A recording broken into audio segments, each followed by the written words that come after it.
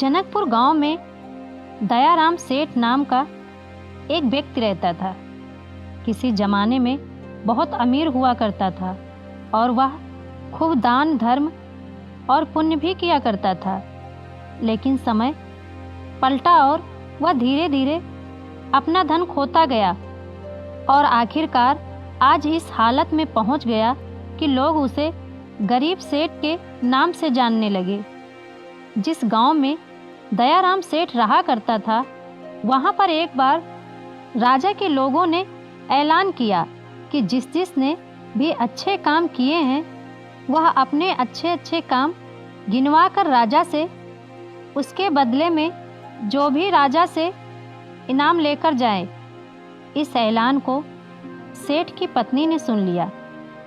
सेठ की पत्नी बहुत खुश हो गई क्योंकि वह जानती थी कि अपने अच्छे दिनों में सेठ ने अनगिनत पुण्य के काम किए। यह बात जब पत्नी ने सेठ को बताई तो सेठ भी खुश हो गया और बोला, अगर ऐसा है तो फिर हमें बहुत बड़ा इनाम मिलना चाहिए क्योंकि हमारे अच्छे कामों की सूची बहुत बड़ी है। अगले दिन सेठ सुबह सुबह 4 रोटियां बांधकर राजा के महल की तरफ चल पड़ा। सेठ के घर से राजा का महल काफी दूर था।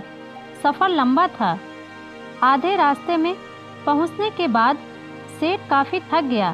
सेठ एक पेड़ की छांव के नीचे बैठकर आराम करने लगा और वहीं पर अपने साथ लाई रोटियां खाने की सोचने लगा। सेठ खाने की सोच ही रहा था कि तभी वहां पर उसके सामने एक गाय और उसके 2 बछड़े आए। सेठ के हाथों में रोटियां देखकर गाय और उसके बछड़े उसके सामने ही आकर खड़े हो गए और उनके हाव भाव से सेठ ने समझ लिया कि वह भूखी है और सेठ से खाना मांग रही है। अपने अच्छे दिनों में सेठ के पास काफ़ी गायें थी, इसीलिए गायों का व्यवहार सेठ अच्छे से जानता था। सेठ की परिस्थिति भले ही अभी अच्छी नहीं थी, लेकिन सेठ का स्वभाव बिल्कुल भी नहीं बदला था। वह पहले से ही परोपकारी था, इसीलिए उसको गाय पर दया आ गई और उसने अपने साथ बांधकर लाई रोटियों में से 2 रोटियां गाय को खिला दिया। कुछ ही क्षण में 2 रोटियां खाने के बाद गाय फिर से सेठ की तरफ देखने लगी तो सेठ के मन में विचार आया कि यह गाय ज़्यादा भूखी लगती है। बेचारी को 2 बच्चों को दूध भी पिलाना होता है। इन 2 रोटियों से उसका क्या होगा। सेठ ने उसके पास बची बाकी 2 रोटियां भी गाय को खिला दी। पास वाले तालाब से सिर्फ पानी पीकर सेठ अपने सफ़र में आगे बढ़ गया। राजा के दरबार में जब सेठ पहुंचा तो राजा ने पूरे दरबार के सामने सेठ से उसका नाम पूछा और अपने अच्छे कामों के बारे में बताने के लिए कहा। सेठ ने राजा को प्रणाम किया और अपने कामों के बारे में बताना शुरू किया। सेठ ने कहा, महाराज, मैंने कई भूखों को खाना खिलाया है, कई मंदिरों में दान दिया है, कई निराश्रित लोगों को आश्रय दिया है, कई तीर्थ स्थानों की यात्रा की है, सैकड़ों साधु संतों की सेवा की है और ऐसे ही दर्जनों काम बताने के बाद सेठ बोला, महाराज, यह है मेरे कई सारे अच्छे कामों में से कुछ अच्छे कर्म। इनके बदले आप जो भी इनाम देना चाहे दे दीजिए। थोड़ी देर सोचने के बाद राजा बोला, अगर तुम्हारे कुछ और अच्छे कर्म हैं तो वह बताओ, क्योंकि अब तक तुमने जो मुझे बताए हैं उन्हें मैं अच्छे कर्म की श्रेणी में नहीं गिनता। सेठ को राजा की बात सुनकर बड़ा आश्चर्य हुआ।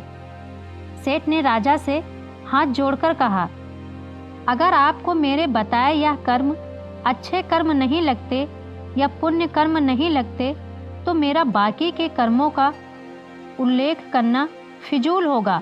आप मुझे इजाज़त दीजिए, मैं वापस जाता हूँ। सेठ दरबार छोड़कर जाने लगा।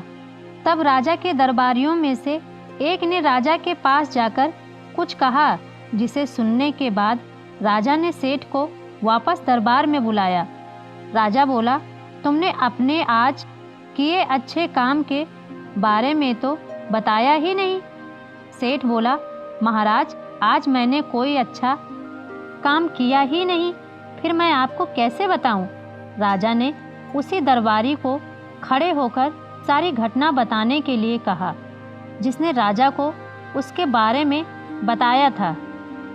दरबारी खड़ा हुआ और बोला, महाराज, जैसे कि मैंने आपको बताया, मैं उसी गांव में रहता हूँ जहाँ पर यह सेठ आराम करने बैठे थे, और मैंने वहाँ देखा कि कैसे इन्होंने अपना सारा खाना पास आई गाय को खिला दिया और खुद बिना खाए सिर्फ पानी पीकर भूखे रहे। सेठ को पता चला कि राजा किस बारे में बात कर रहा था, तो सेठ ने राजा से कहा, किसी जानवर को खाना खिलाना कौन सा पुण्य का काम है, और इस बात को तो मैंने कब का भुला दिया था।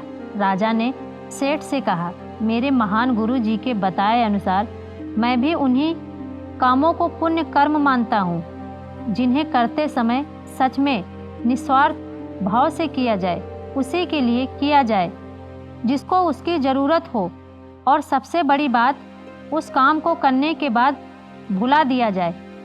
यही कारण है कि आज तुमने जो काम किया वह तुम्हारे किए गए आज तक के सभी कामों में सबसे उत्तम और सर्वश्रेष्ठ था, जिसके लिए तुम सच में इनाम के हकदार हो।